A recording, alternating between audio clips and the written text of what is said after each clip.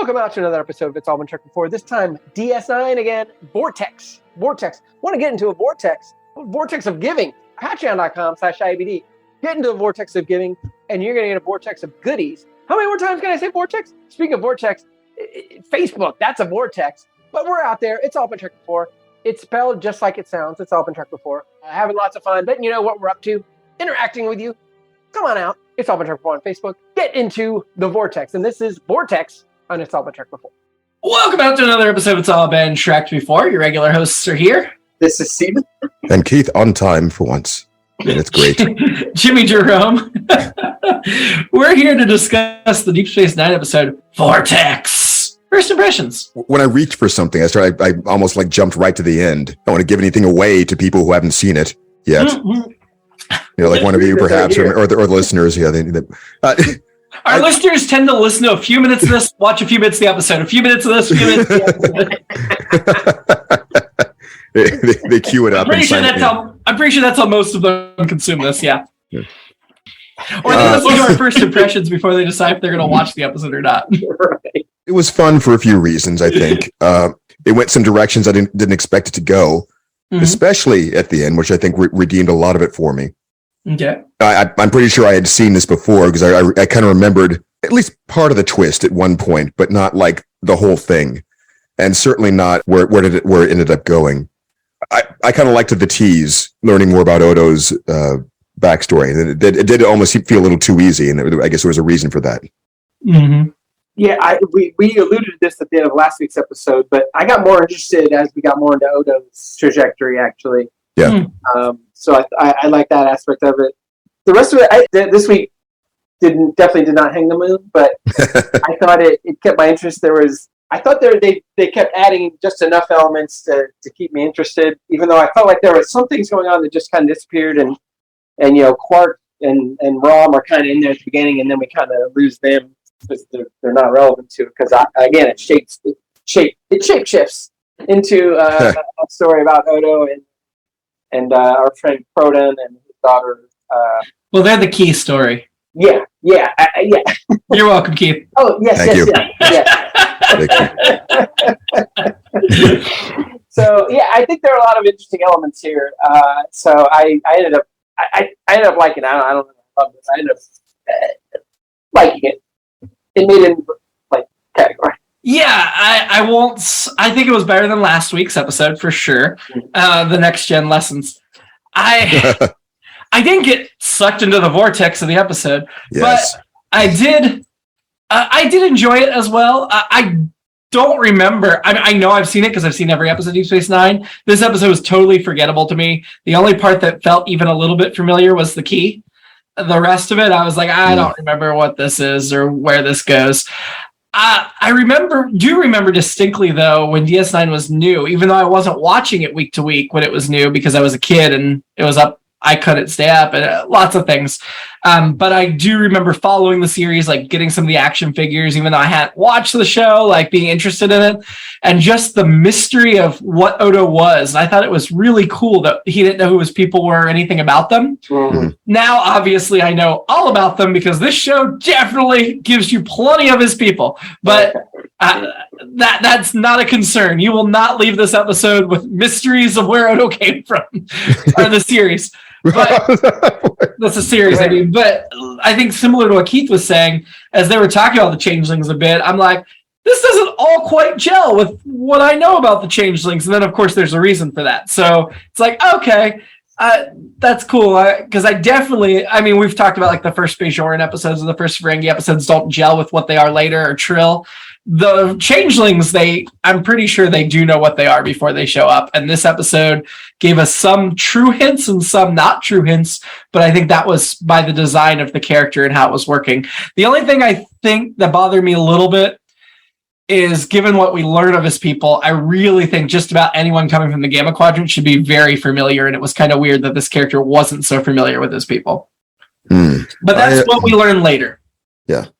Well, we start out with learning that the Klingons brought back somebody from the Gamma Quadrant left on Deep Space Nine, which I thought was an interesting tidbit, because we know the Klingons are allies, but we didn't see him. It would be kind of cool if that had been like a Beator Lursa, like dropped him off like that tied into that episode. But they're talking about Croden, who's played by Cliff DeYoung, best known for The Craft, The Hunger, Shock Treatment, and Glory. He has 139 credits. He's done a lot of stuff. Still active a little bit, not a lot of credits, but this is his only Trek appearance. Quark is protesting way too much about him, not just Croden, but also the twins that show up. I don't have any dealings with them. I'm just a friendly bartender. Nod. It's that Gal protest. I know he's not fooling Odo. Of course he's not fooling Odo, but he could be a little bit better at trying to protest, right? Yeah, it was so over the top. I mean, I know we've said it's fun when you guys are it was the jig was up. So Quark has a secret meeting with Rokel and Akel, both played by, unsurprisingly, that's one actor, both played by Randy Oglesby, best known for Nothing to Lose, Pearl Harbor, Idle Hands, Patch Adams are his, according to IMDb, his best known roles. He will do an 11-episode arc on Enterprise. Oh, it looks like, 10 of the episodes are one character, and then the 11th is a different character. But he'll do a 10-episode arc on Enterprise. Totally different character. Another episode of Voyager, and another episode of DS9, not as this character. So they must like that actor because they keep bringing him back to Star Trek. But it amazes me how frequently I forget about Enterprise. It never even occurs to me that there is another series that we're going to watch other than the three that we... After Voyager? Yeah. Before we get a modern Trek? Right. Every time you bring it up, I go, oh my God, that's right.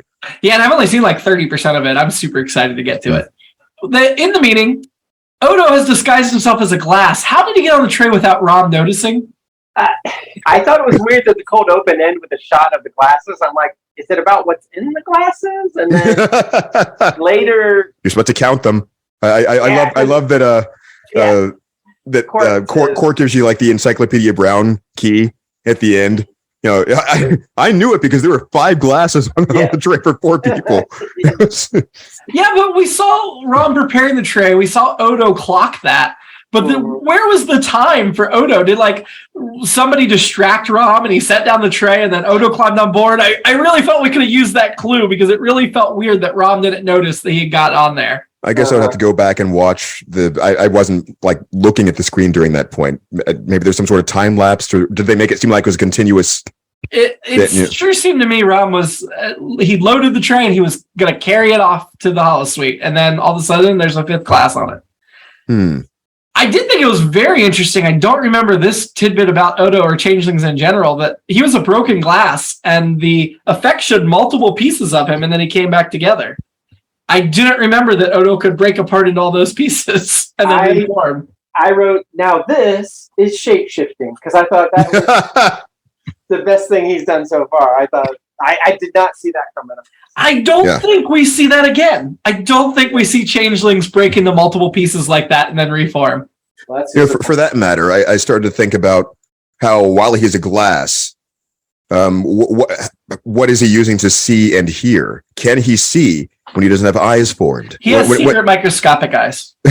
And later when he got hit on the head as Odo, he was knocked unconscious, sort of. So is that his actual head and brain or something? Is it like a... No, it can't be a brain. So you're right. I also clocked that when he got knocked unconscious. I'm like, I don't think that would do that to Odo, but okay. How would... have we seen him be impervious just to gas or anything yet, or any sorts of those kinds of effects? I can't remember if that's been tested or at least shown on screen. So I don't think so, but I do think they weren't quite sure about Odo's specific skills and limitations in this episode. The twin Marinors, apparently they're commonly twins and they're single selves that are one personality. I kind of want to know more about that species. It's almost like those binars from 1001-001, the Next Gen episode. Kind of want to explore that a little more, even though I didn't really care for that character. Of course, that character immediately swears vengeance in front of the cop. Like, I'm going to kill him. Yeah, it was like... Did it? Odo and Cisco are right there. Are you really going to pick down? But then he does it like 6 more times in the episode, so he really doesn't give an F. He's just whatever. Yeah, he's like, this isn't your jurisdiction. I was kind of annoyed with that whole guy's whole like, he was after my identity and blah blah blah. It's like, okay, yeah, we get it. He's your brother, okay. But to be also be fair, I think the way he worded it was that he's going to make it his mission to see that he is dead. Yes, it's like, maybe he'll kill him. Maybe an accident will. Maybe he'll just hang around until a vortex pops up or something. Or yeah, it was a little bit odd. I mean, and they're scanning every ship, and there's nothing they can do to stop them. Like the station just has to let them do that. They can't like send up some Bajoran escorts and make them leave. I got the impression that Cisco was, he was talking to the from the other planet for the extradition. It was a fairly brief conversation. The guy, he doesn't see like a badge from this guy or anything, right? And like any credentials, just some guy saying, "Hey, he did all this stuff and he's ours. I'm going to raise my voice and you're going to give me what I want." It's like, okay, I guess you're right. We're just going to send him. And, I guess logically it does make sense, but it felt like he's been instructed to be extra careful about diplomatic relationships with people from that quadrant, because I'm sure their jurisdictions are pretty touchy, and so they want to probably make good first impressions or whatever. So, and yet Starfleet still can't spare them a starship. What is God do with the star? Croden tells Odo he knows of the changelings and that they're harsh, which gels for me with what the changelings are. And Odo immediately turns very curious, but then I guess with so much of the lead up to the series, they made it very clear that Odo didn't know who his people were, and he really wanted to find out. In this show, I don't feel like we really get that until this episode. Yeah, because I wrote, is he an orphan? Had we been told this before? But they did say something like that in the first few episodes. They just sort of found him. They did. He was in a box, like floating in the asteroid belt near Bajor, all by himself, with no memory of where he came from or what he was.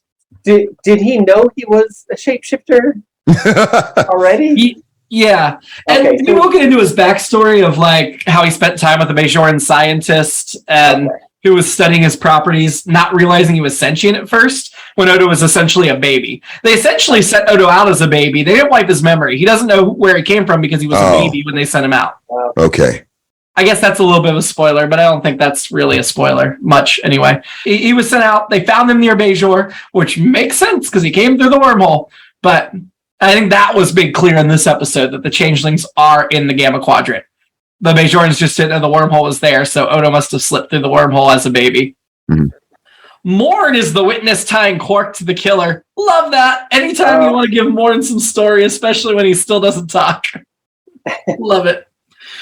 I assume by this point, Steven, you're paying attention every time you see Morn. I need to do better. I didn't notice. It's not. This is about as important as Morn ever gets. I mean, it's not. That's just he's there. Okay. But he was on DS9 when Lower Decks went there a couple weeks ago. Again, no lines, no plot, but he was there. I saw him. I saw him sitting in quarters. The killers said the shapeshifters were persecuted and driven out. Odo says he's lying. He is lying about that, which we come to find out. Also, there's nothing in what we learn of the changelings that really say that that's true. So it makes sense. It gels with the continuity. But Odo's just a really good reader of people for the most part. And I guess what the thing that bugged me a little bit in this episode was he didn't always seem to read Cronin very well. But in that moment, he did. He lived up to what he normally does. I think he might have been being reflexively skeptical to some extent, but I will say this, and I will freely admit it. I think this is probably the most fooled I have been by one of these rogue characters or one of these con men type characters. I bought a lot of it. I mean, for the double twist we eventually find out has happened. Mm-hmm. He was really playing into what they dropped the hint. He dropped some truth on us at the beginning about like how his culture treated minor offenses as seriously as anything else anyway. Mm-hmm. But he didn't play into that. He didn't make it sound like I was just jaywalking or something, or didn't try to do that whole kind of like give me asylum thing. It was he played into I'm a vicious killer. Yeah. Listen to this account of Yeah, I like that. Is that when he says they murdered both my wives? Mm-hmm. Is that a humble brag? I think it was relatively common for his people, I assume. I don't know that. I don't think we ever deal with his people again, but I think... Or maybe it's not a humble brag. Maybe the average person there has like 7 wives. And he's embarrassed to say he only had 2. Or maybe they weren't at the same time. No, maybe he remarried and then they killed him. Oh, that's right. Yeah. He was married. They killed his wife. He got remarried. Or they just killed his ex-wife anyway. Or, maybe wife means something totally different in his culture. Maybe it means sisters. That'll be the audio clip that will be on the internet from this episode, is me laughing about wives being murdered. We should have known then. So Cronin has a shape-shifting necklace, which is pretty darn cool, that he says he got from a changeling colony. We never find out where he actually got the necklace, but I liked it. Doesn't he say, I kind of made that story up too? Yeah. Yeah, said, it made it sound like it was just like something you get from a flea market. I mean, maybe changelings made it and dropped it off somewhere, or it could have just been some other technology that looks similar. I don't remember if it's ever actually connected back to the changeling species or not. Like, I don't know if we ever see again that Odo has this. I can't remember. We may or may not. But I will say, because I totally forgot this episode when they land on the asteroid, and that's jumping way ahead, but I for a second was like, oh, are we going to see a changeling colony? Because I don't remember a changeling colony in an asteroid. I don't remember that. Right. So I was kind of like, oh, okay, cool. It's not. Yeah. As I said, we did get to see the asteroid. We did get there. Yeah. Cisco, when he's talking to Hadron, the leader of Cronin's people, or the ambassador, whoever, he tells them, we'll be back with Cronin in 52 hours. And I appreciated that because for the Bajorans, 26 hours is a day. So that's that's like us saying we'll be back in 48 hours, which would be a common expression. Nice. So the 52 wasn't a weird number. It was the Bajoran version of 48 hours. That's a nice detail. It is. The writers knew what they were doing here. While we're talking about except writers, for the other things. I should mention that this was written by Sam Rolfe, who wrote exactly one other episode of Star Trek. It was the episode of The Next Generation where there were those race of people, but then there was the girl that was actually super old and was like staying alive and looking young anyway to kill the leader. I don't know if you remember that. It was called The Vengeance Factor way back in season 3. It wasn't okay. Yeah, I still remember that one. Oh yeah, she was the ageless one. Yeah. It wasn't great, but that's the other episode this writer wrote. So I think this is an improvement. Utah Zabuga is who that was the Vengeance Factor. Yes. So that reminded me of something I forgot to say during the last week's episode. that was to propose a segment at some point where we gauge the progress of DC Fontana's grand design. There should be a rating of how close we think her invisible hand actually is to the episode and guiding it to something.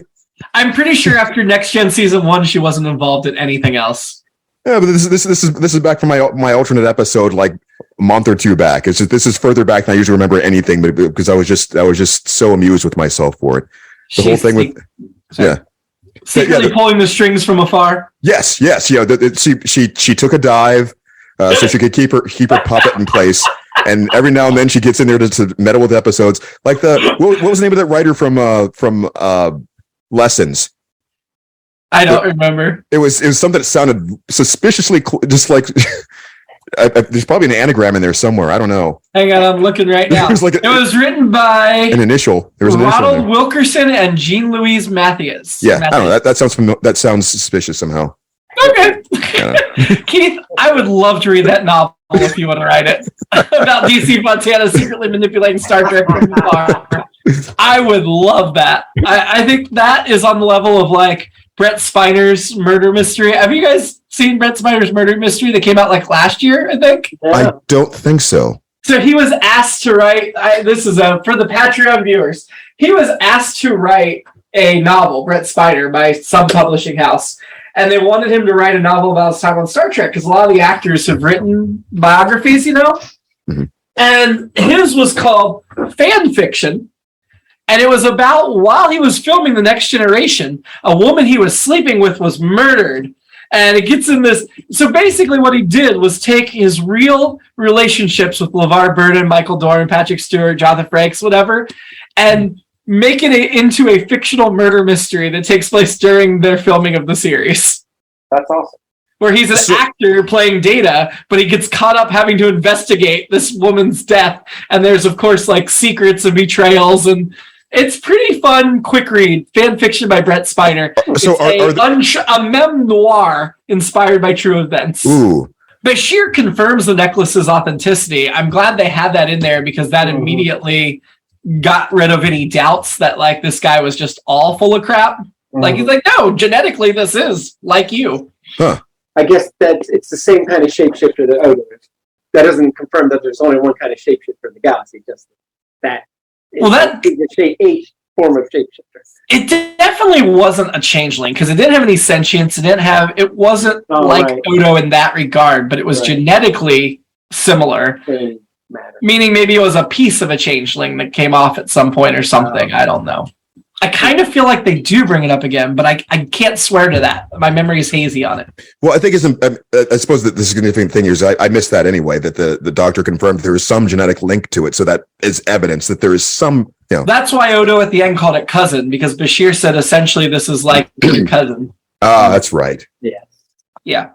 And the necklace was found in the Vortex. Apparently this stasis chamber was just waiting there with the key in the lock.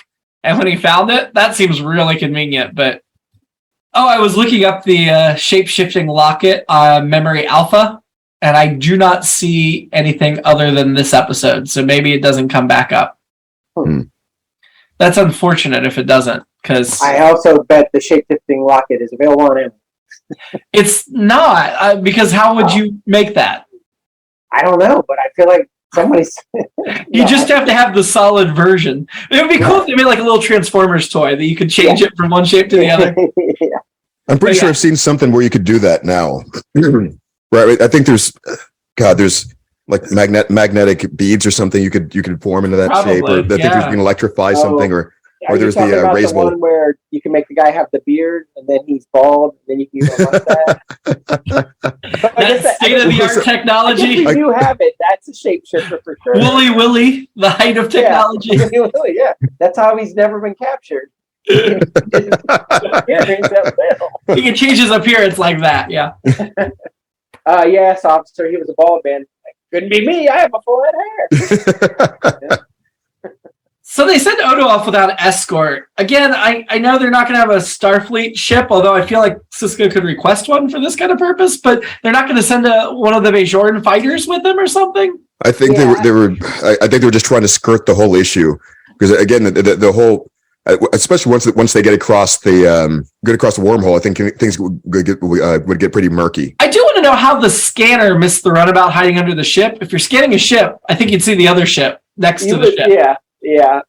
I mean, they mentioned Klingons at the beginning. They could have just tied it into like getting the Klingons to run them with the cloaking device or something. That would have been. Unless that's an Empire Strikes Back illusion of that right Falcon on the back of the Star Destroyer. Like, well, we searched the whole ship. We just didn't search. Our scanners never searched for anything on the ship because we don't think that's a possibility. Well, so for Star Wars, I think in that case they were actually scanning for which direction they flew off in. Yeah, but they was under their like literally under their radar. They were scanning every ship to make sure Cronin wasn't on. I was talking about Empire Strikes Back. Oh, sorry, we're the Star Wars part of the podcast. That didn't bother me because Star Wars isn't science fiction, so they don't care about the science. I think your answer makes sense. That makes sense. They don't care about the science. And they don't have the scanners at the level of Star Trek in my mind. Well, it depends on the episode how good the sensors work. Yeah, that's true. Well, we didn't think to set it to inorganic matter or whatever, or inorganic life. Well, that was my thing. I'm going back a week now, but last week they were like, "Well, we only found so many survivors. We only found this many survivors." It's like, all right, well, are you getting the other people, the people that aren't survivors? I mean, are you beaming them up? Like, yeah, we beamed up the survivors. So the dead people you just left on the planet. Yeah, they didn't seem to be breathing or anything. We scanned them for like a couple of seconds. They didn't move, so that's how we tell if they're alive. We asked them if they wanted to be beamed up. They didn't say anything. You don't hear them complaining, do you? Yep, presumed dead. Dead men tell no complaints. So when threatened by the surviving tail, or twin, Quark gives Odo up. Is that a villainous act? Because I really do feel like they're friends of a sort. It was. They played it very reluctantly. They were very careful to make Quark seem sympathetic in that moment. He was being threatened with violence. He was actually trying to stall them. That's a great comical shot with the guy trying to look around his ears a couple of times, like, and Quark is like, it doesn't seem very clear. Is that what they call him, little Ferengi? At one point, somebody calls him, "Listen, you little Ferengi." Yeah, something like that. Ferengi are short. Yeah, that's what I said. So my question is, that's redundant and insulting, right? Yeah. As a short person, I guess calling me little anything isn't. Yeah, the little isn't redundant. It's just insulting. Well, it's not. It's just insulting. I am short, so maybe it's just redundant calling him a little Ferengi, but it felt like an insult. Well, I think it would be the case if Ferengi were actually synonymous with little, but usually the other connotations are the other more obvious swindling or whatever. And yeah. I mean, condescension. The term, "Oh, you playing your little game." That's always a go-to for condescension for sure. Or you recording your little Star Trek podcast? Yeah, we're being condescending. A direct quote from earlier, I guess, in the household there. Were you listening to Morgan? Yeah. Oh, both households then. The Quark gives up the goods, and of course the surviving twin goes off after them. Nothing the station can do to stop them. I get that. It just feels so helpless at the moment, right? I guess that's the limitation of the station instead of a galaxy-class starship. I will say that I've been coming up with ways to justify some of these things, but it could just as easily be careless writing too. I mean, they're trying to expedite things. These are the things that you can't, because those would be very easy solutions if they could just send as many fighters with them as they wanted to. Or I think it's fair to say that maybe that they don't want to unnecessarily involve the Bajorn and potentially starting a war with this other culture. That's true. I just think DS9 needs a ship, maybe a small, compact war vessel. That's what a runabout is. Defiant. I don't know. But does the runabout have weapons? Have we seen that? Yeah. Actually, I'm not. I think they have like basic phasers, but I'm sure they don't have heavy weapons. Odo says it's heavily armed, but I think he's bluffing at that point. Right. When Croden's running through the caves, why doesn't Odo shapeshift to follow him? Like turn to a bat, and then you can catch up with him instead of tripping over the rocks. Have we seen him fly? I wrote he should have shapeshifted into something that would avoid rocks. That's what I wrote. Yeah. Something. Oh, right, like a pool, like a shapeless form that wouldn't be squashed. But again, being hit on the head while he's humanoid what is it? Yeah. A pane of glass rather than a sheet. At some point, I'm sure we see him change into a bird. I don't know if we have yet, but surely he could. Yeah. Or if not a bird, change into a goat, something that can climb rocks easily. Okay, a couple. All right, that makes me think of a rolling bowling ball that would not. when you see like elaborately choreographed fights with shapeshifters and things like that, you say you throw a blunt object at them. Usually they absorb it. It just hit him on the head. He would feel it go whoops around it. Yeah, that kind of thing, and throw it back or something. I don't think it would necessarily be able to function like a bird just by assuming the shape necessarily. So it'd be like a dodo. It could walk, but it can. So I feel like the flight would be more complicated than that. But then it would. They have to have the hollow bones, and Odo's very dense. But apparently, Odo can make himself not dense because the glass on the tray. Yeah. Exactly. So there we are. There's the other thing. What are the rules with that? Because they don't really make rules for Odo that make sense in that way. Yeah, like if he was a giant basketball hoop and the rocks could just go right through it, he was a net. Then he'd be fine. I don't know how he moved, but I guess he could move and just transform into that, and then back to himself, and then. Yeah, can he do it in midair? Can he jump and do it and then land on something? Then after already changing mass and then landing quietly on the tray, for example, or the mass always gets me. Like I don't understand how he can change mass. If he were a pool like sliding along the ground and then kind of arced up like a fountain onto the tray and then made it very heavy. His relatives killed Tasha Yar. Yes. We're talking about pools. The target, yeah. Right? It's funny you said that because the Greatest Gen guys on their podcast episode covering this were like, "Yeah, was Artemis a changeling?"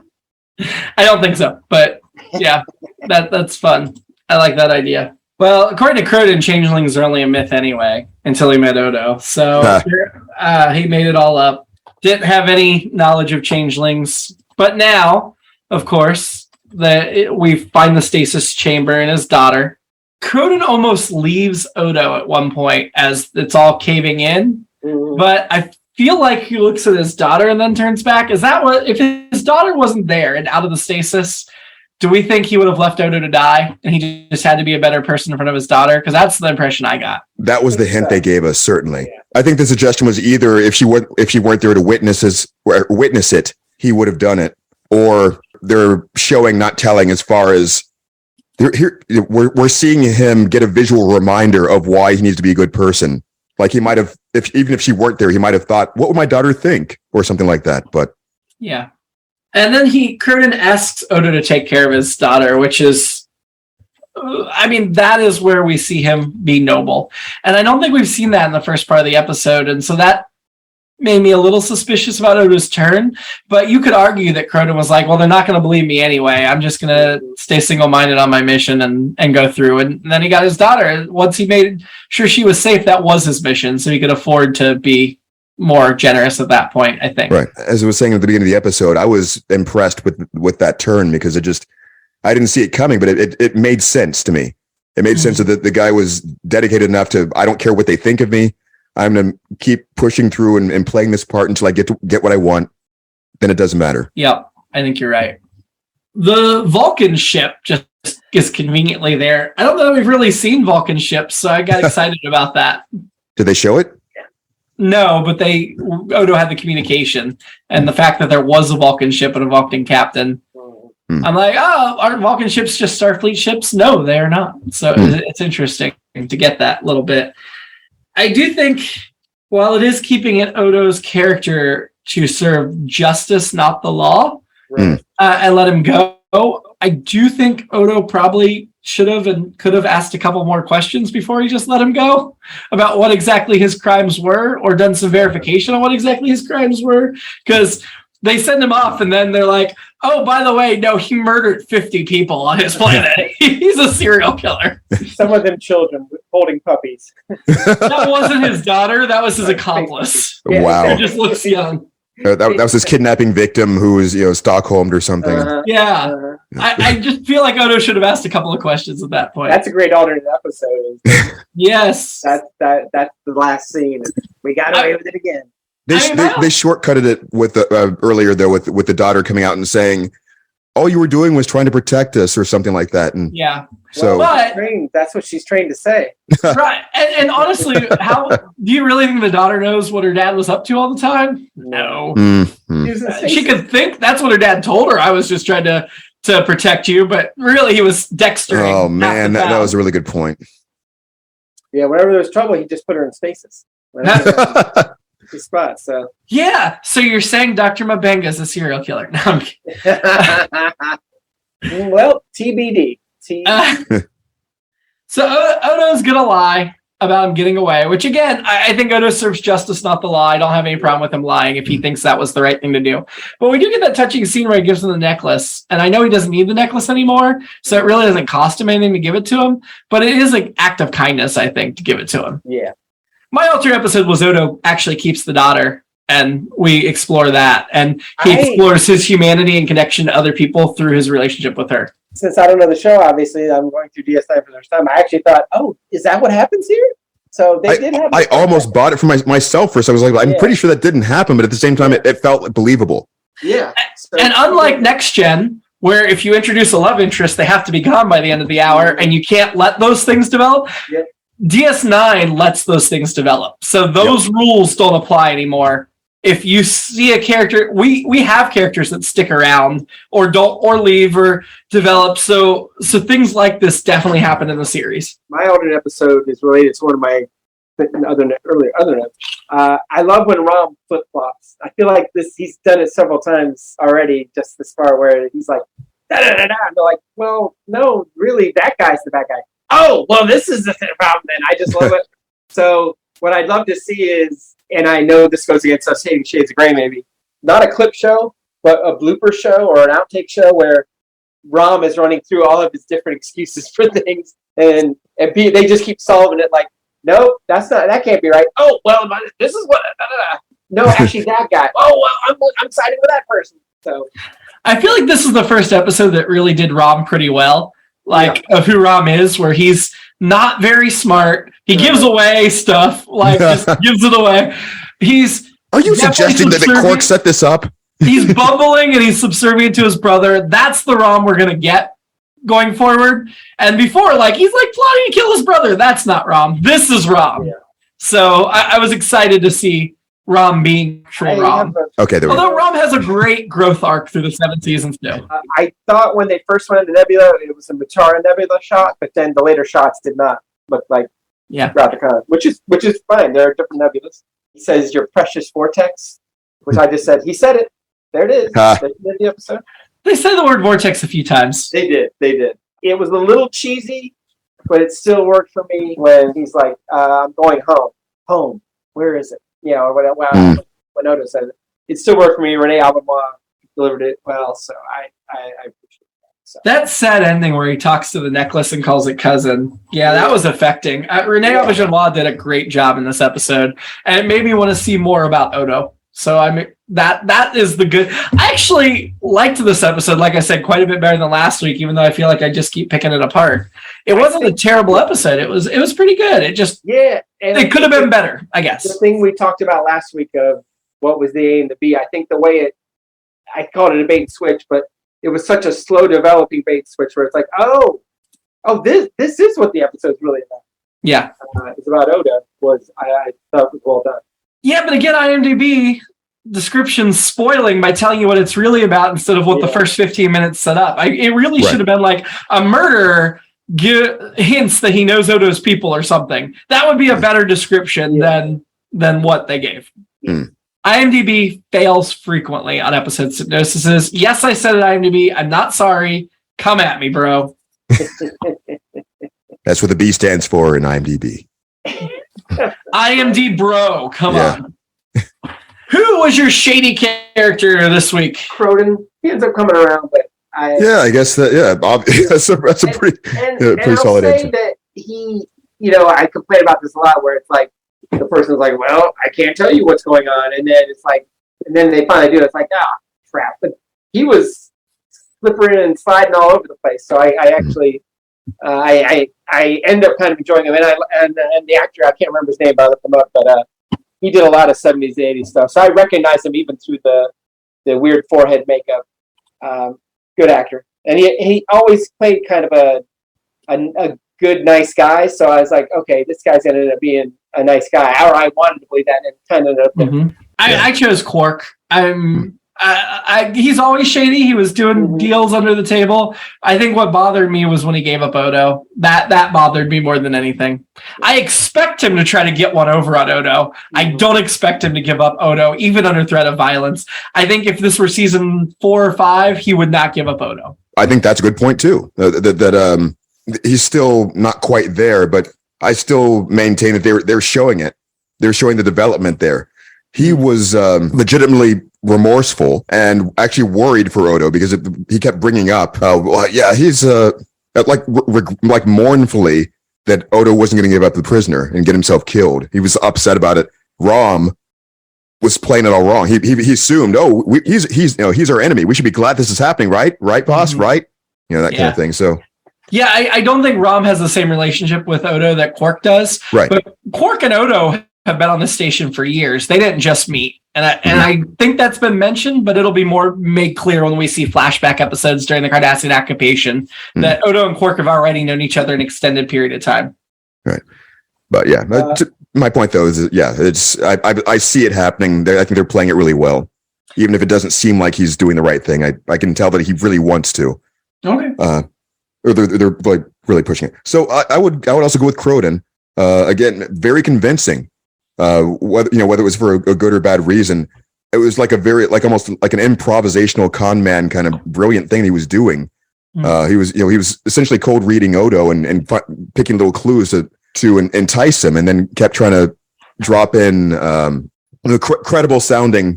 Clifton Young, that's the guy who plays Coach. Always good actor. Yeah, we mentioned him earlier. What activates the wormhole? Is it like a motion detector? Seems to be. Get close enough. It's like those gates you pull up to, and if you get close, the gate opens up. That's my guess, because that's what seems to happen. Yeah, that's the way as far as I remember, that's the way it's always portrayed, is when a ship gets close. And I like it. I think it's cool. It's a cool effect.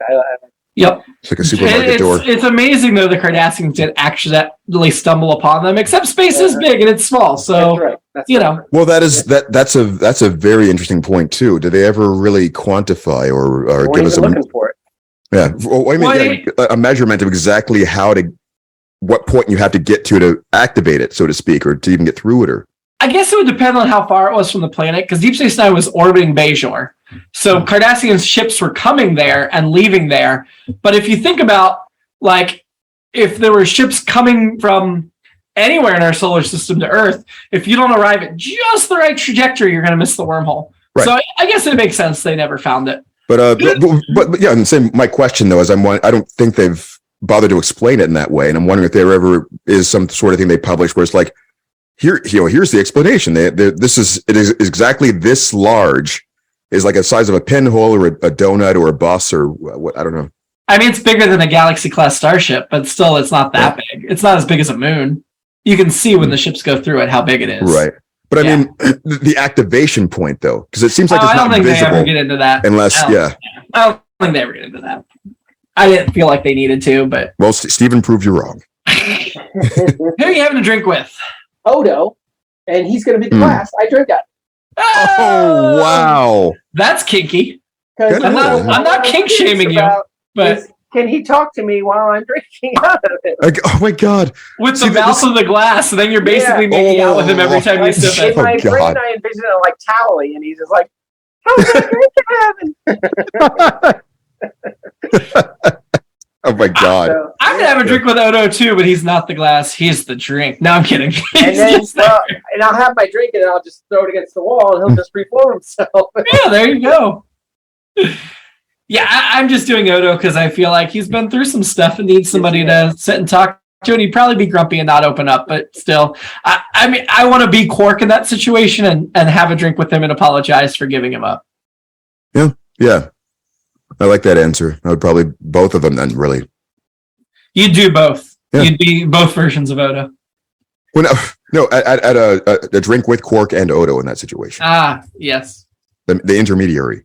Gotcha. I skipped annoyance. Sorry. Who was your annoyance? The Rakarian leader. He was just a. Oh yeah, yeah. You're talking about Hadran or whatever. Yeah, he was just hostile from the drop. No, that was the ambassador, wasn't it? Yeah. Yeah. The representative Croydon speaker. Oh yeah. Okay. Star Trek ambassadors that are bad at being ambassadors. I was going to go with the surviving twin. Yeah, he was annoying. I'm going with both the twins. The surviving twin, though, yeah, absolutely, because, his brother died, but also you were engaged in a bunch of shady, illegal crap, and if you don't think that pushed your brother at risk, then you're just dumb. Why'd you shoot my brother? You were going to shoot me! Yeah. I'm going with the Kell twins, both of them. Yes, I like Keith's answer, the surviving one. I forgot to bring up something pretty obvious, or obvious to people from a certain generation. Several references. I think wasn't there something like the Corsican twins? Wasn't it like the thing where one could one would feel that the other's pain. Yeah. And then I think Cheech and Chong did a version of that. Yeah, that was in some movie I saw. And then characters Tomax and Zaymot, they have like the opposite coloring on their. It's almost like the black and white kind of thing. But it's blue. But it's like blue or something, I think, or they have like tattoos or something. But yeah, they had that sort of rule. They're always together and sort of. I think the other brother feels the pain inside or something. Okay, well, let's rank this episode. It's hard to decide where to start. I guess we'll start towards the middle. Dax. What about her? Someone as Curzon. The episode Dax, better or worse? It's funny because of what Stephen mentioned earlier in this episode about the writing technique of having a character stonewall like that, of just like, no, I can't talk about it. Yeah. Instead of, kind of flowing with things. And so it's like a opposite take. I don't know. This feels like a recency bias thing because I feel like this one had more going on in it or something, had a little bit more motion to it. Oh, I forgot about the heist at the beginning. I really did like that. Yeah. For the Dax episode where they were actually trying to abscond with her. And that was interesting. Yeah. No, I like the Dax one better, actually. It's close, but I had the same journey as you, Keith. I started with, no, I think this one, no, you know what? Yeah, I'm going to go with Dax. I'm having a very hard time deciding, so I'm going to go ahead and side with you and spare myself the decision. Right below Dax is perhaps the one I should have started with, A Man Alone, because that was the previous Odo episode where he was accused of murder. Oh God! like a hat trick right there. It's probably better than that. Was there even a trial in that one? So there's like one trial between 3 murder things. I don't think we got to trial on that one. There are the murder to trial ratio on DS9 is very lopsided. I mean, people break the rules all the time and get away with it. Odo certainly got away with letting this guy go and lying about it. So, I mean, we're missing the scene where he tells Sisko this guy escaped, and Sisko's like, sure, whatever, but I'm not going to do anything because he's not Starfleet. I feel like later in the series there's consequences for action, but at this point there's not. See, I think this is better than the other Odo episode, I should say. Yeah. I think so too. Okay, so we found its spot. It's number 5 of 11 at this point. So just above the halfway point. Although I will say for The Man Alone, I really liked the scene with where we're really starting to establish the Quark and Odo thing where Odo wants to join up with him. Yeah. And Quark gives him that pause for a bit, like, oh, you had me going. Yeah.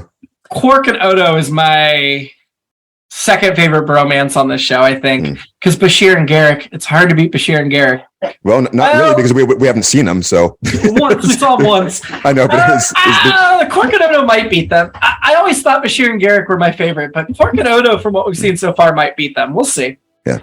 With Sisko and Dax running the third place, I think. Anyway. There's something about that 48 hours relationship. You can't really. 52 hours. Yeah. Yeah. See. Next week, The Next Generation, The Chase. This is actually an iconic episode, but I don't think I've seen it. The crew of the Enterprise must race against various rival powers to uncover an archaeological secret that explains the predominance of humanoid life forms in the galaxy. This is the one they explain why all the aliens look so similar to each other. That sounds fun. It does. Well, anytime there's an archaeological adventure, it's fun. And a race, too. It's like one of those kinds of... It's like a Cannonball Run or something. I think it is kind of like those race movies, Mad World or whatever. It is to a certain extent, I think, like that. I don't think I've seen the episode, though. But yeah, there's a Professor Galen. There's all kinds of... there's Romulans. There's Klingons, I think. There's lots of stuff going on in this episode. Until then, live long. And free. And prosper. And don't forget to bring a glass.